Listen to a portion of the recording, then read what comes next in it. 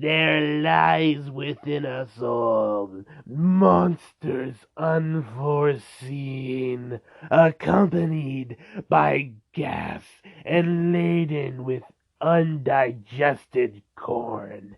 And just as your liquidy shit punches through your asshole as you try to put a positive spin on your failed career while talking to an old crush at your high school reunion, I am punching through the airwaves directly into your ears with Fight Fat Podcast number 5. Thank you very much for checking me out. This is Dancel. Let me know in the comments how you guys have been holding up in this week of the quarantine. I probably won't read them, definitely won't reply, but I want to see the notifications.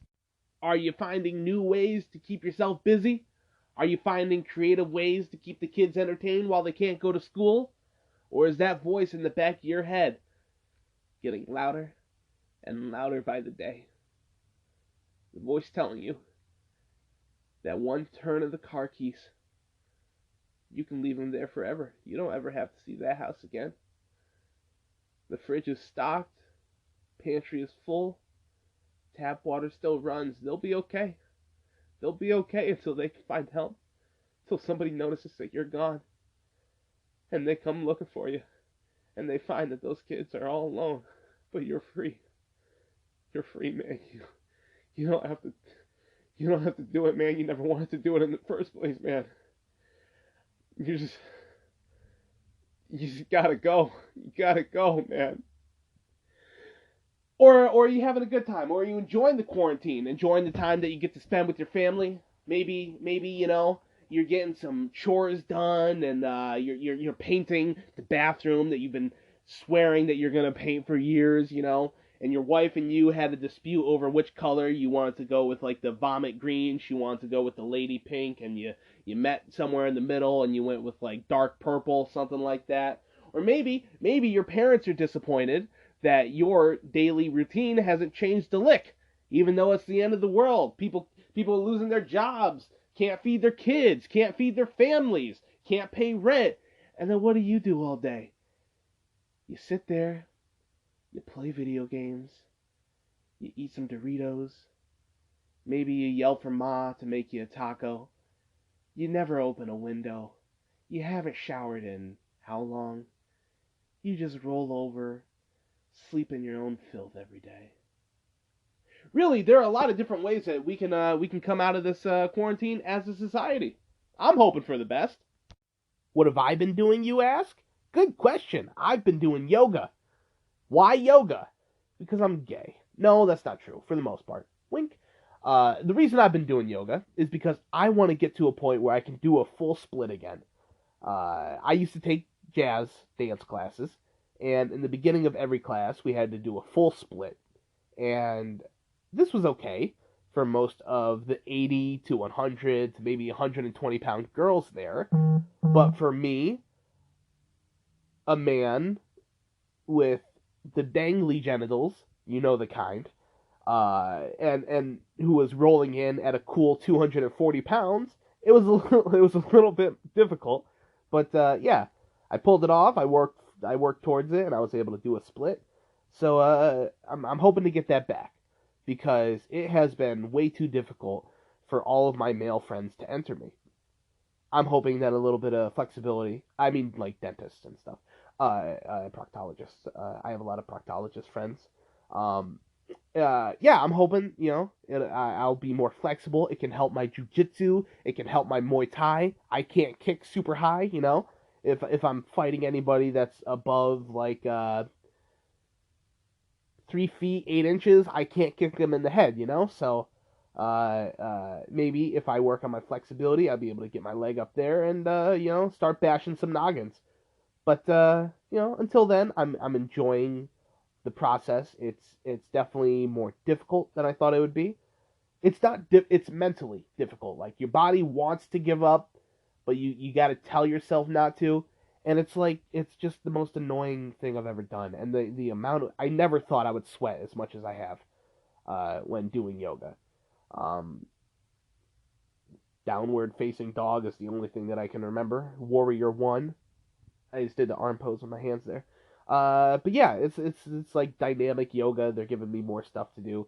And then I throw some jujitsu drills at the end of that.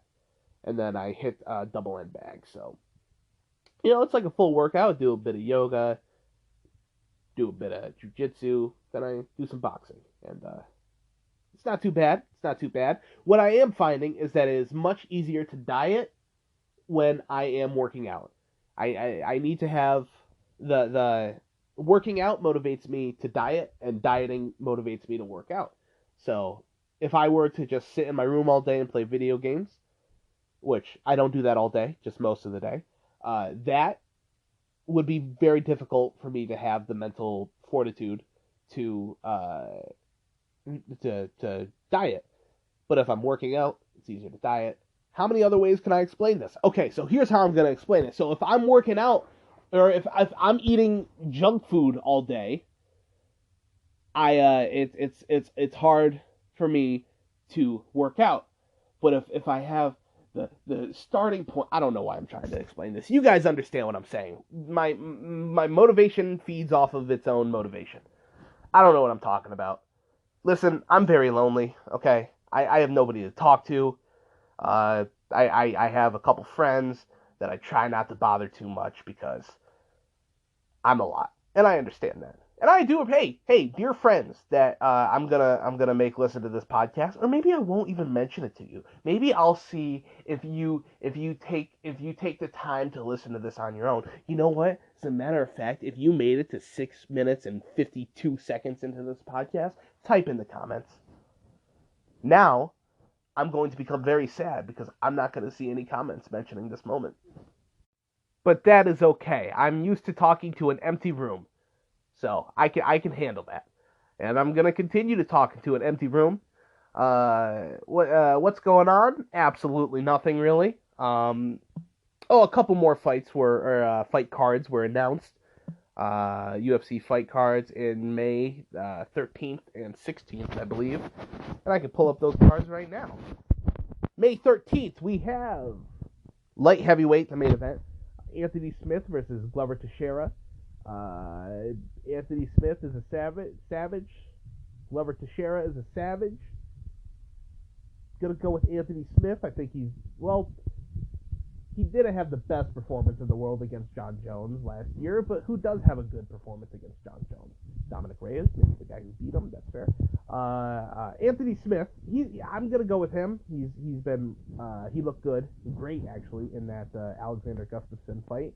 Glover Teixeira, I don't remember who he fought last, but I remember seeing him win recently. Co-main event is Ben Rothwell versus Ovince St. Preux. Didn't know that OSP was going up to heavyweight, but that's where it is. I have no idea. I'm gonna go with Ben Rothwell because he's used to fighting heavyweights. Ovince is not. Lightweight, Alexander Hernandez versus Drew Dober. I guess I'll put my money on the young stud, go with Alexander Hernandez. Carl Roberson versus Marvin Vettori. Marvin Vettori. I don't know who wins this. I don't think I've ever seen Marvin fight, but I've seen Carl Roberson. He came back after getting pretty badly eye-poked and got a submission or a knockout against a Russian guy. I don't exactly remember. I'll go with Carl. Bantamweight. Ricky Simone versus Ray Borg. Ray Borg. Oh, that's a good question. Yeah, I've only seen... I don't think I've ever watched Ray Borg win a fight live, and the same goes with Ricky Simone. No, he did beat somebody. He beat that Russian jiu-jitsu guy that's balding. I don't remember his name. I'm going to go with Ricky Simone because he's the only one I've seen win.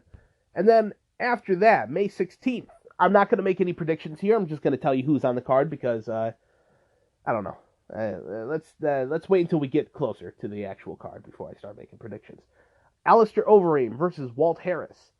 I'm not going to make predictions. I was going to make a prediction, but I'm not going to make a prediction. Claudia Gadelha versus Angela Hill. I like Angela Hill because she rocks the afro. It's not as big as the one that I have, or had, I guess. I mean, my hair still is long, but I put it in a bun, usually. Dan Ige versus Edson Barboza. Don't know. Don't know how that's going to go. I think the last time I saw Dan Ige fight, it was a couple months ago, and I think he lost, but I could be wrong about that. Edson Barboza, uh, he's on a ton of, if you've never heard of him, he's on a ton of UFC highlights. Insanely fast kicks, and he has one of the most highly regarded knockouts of all time, which is the spinning wheel kick against, oh no, Terry Edelman, I think. I think that's his name. I'm going to look that up in a moment to make sure. Eric Anders versus Krzysztof Jotko. Eric Anders is a savage. Jotko, I'm not familiar with. I'm going to go with Eric Anders just because I said I'm not going to make predictions. I'm not going to go with Eric Anders. I'm going to make you wait until next week so that you can not care about my opinion then instead of right now.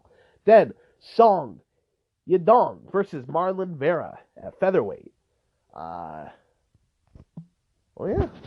No prediction, right? Okay, let's look this up. Edson. No, is that an S? Edson Barboza. As this loads up on Wikipedia, I'm going to sing a song for you. Dear 2020 graduates that can't walk the stage, take your diploma and roll it into a tube and shove it up your butt. Terry Edom, yes, that is the guy. Okay, not Edelman, just Terry Edom. That is very scary knockout. I believe it was the first ever wheel kick knockout in UFC. And starched, it doesn't even describe what he did to that gentleman. Yeah. What else? Nothing more really is going on, so I will dive back into a story of mine. I'm lactose intolerant. I believe I mentioned that on the last podcast, and since I've already said the word asshole once today, I'm gonna go on with this story. I'm lactose intolerant, and I found that out in 2014, I believe. I was flying to Alaska because I have family that lives in Alaska.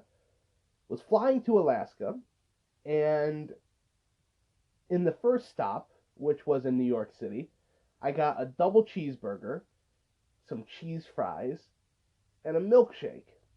And then in the next stop, I think maybe Minnesota, something like that, I got another cheeseburger and some fries. Don't think there was any cheese on the fries. And then in the last stop, which was in Seattle, I got, can you imagine, a cheeseburger and another, smaller, but another milkshake. Because, well, I like eating a lot of stuff at the same time. Because I'm a little fat fatty.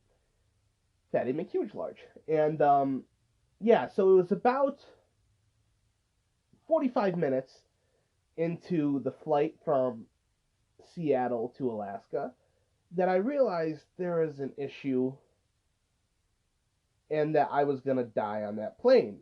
I was pretty sure I was going to die on that plane.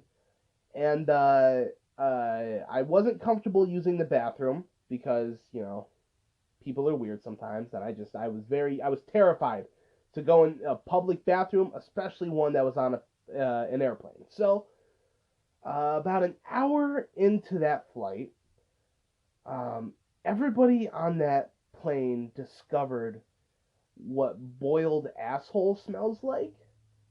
And I've never been more embarrassed or felt more guilty in my life. Babies just started screaming. Women were openly weeping. It was horrific. And we landed in Alaska, and I sprinted as slowly as I could to the bathroom, and I spent about an hour and a half there, and my family was just outside waiting. I'm pretty sure one of my nieces had a sign. It was like, "Hey, welcome home, Dancel." Home is not.